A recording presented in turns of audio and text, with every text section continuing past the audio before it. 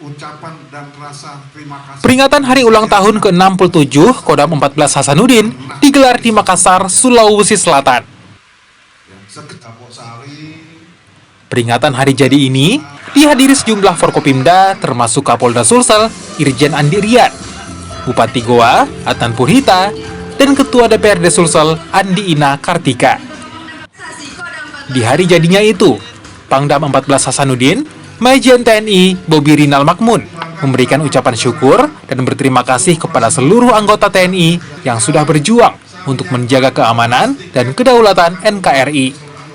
Ya, hikmahnya bahwa Kodam ini kan tidak hanya saya sebagai pemimpin atau panglima, tapi apa yang dilakukan oleh Kodam 14 itu lebih kepada bagaimana anggota dengan kami bisa bekerja secara bersama-sama untuk melaksanakan tugas kami.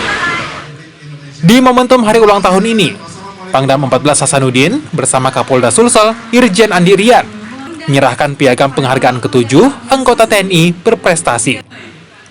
Mereka diantaranya ikut turut mengharumkan nama Indonesia dalam kompetisi olahraga di sejumlah negara. Nila Rustam, Kompas TV, Makassar, Sulawesi Selatan.